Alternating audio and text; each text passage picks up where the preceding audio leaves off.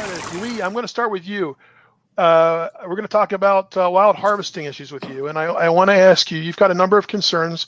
Why don't you start by maybe going to the top of your list? What is the first issue that you think we ought to talk about in terms of how the election might affect the seafood industry? Thanks, Jason.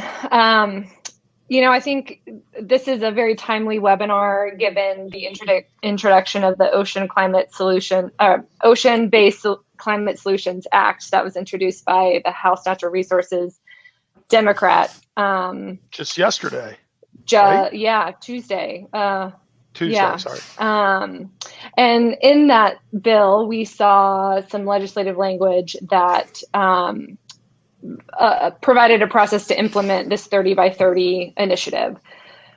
This initiative has been around for a while, but has only recently seemed to gain momentum with a possible Biden administration. And what this initiative aims to do is protect at least 30% of our public lands and federal waters by the year 2030. In order to conserve biodiversity and increase resilience in the face of climate change. So like I said, there was language included in that Ocean-Based Climate Solutions Act that pertains specifically to the ocean piece of this. The bill creates a task force that would have 1 year to develop a plan and schedule consistent with the policy of prohibiting any commercial, extractive, and destructive human activity to get us to that 30% protected threshold for areas of the ocean. Now, reportedly, it's important to note that we currently are protecting about 23% of our federal waters.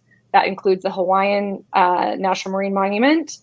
But there are rumbling. The administration has suggested that they will allow commercial fishing on.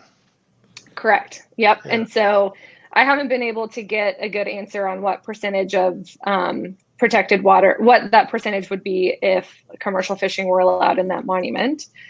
So I think this is one area where the outcome of the election could be particularly impactful for the fishing industry. I think we've seen a flurry of action since Tuesday, with a lot of support thrown behind this and a lot of questions that the industry still has. Vice President Biden has already made this part of his platform.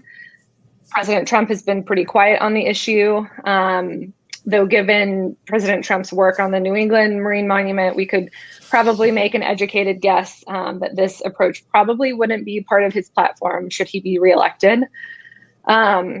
Looking ahead, we expect this bill to be reintroduced again in the House next Congress, and that it would almost certainly be marked up and voted on if Democrats maintain control.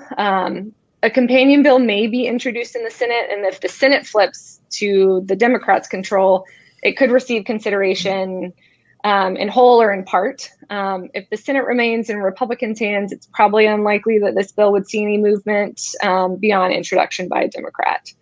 And really, I think one of the major concerns that I've been hearing repeatedly from many corners of industry is that we, on the commercial fishing side, have achieved various types of protections based on conservation goals for decades using the council and the MSA process. And, by relying on the science-based stakeholder-driven process, we've produced the most sustainable fisheries in the world.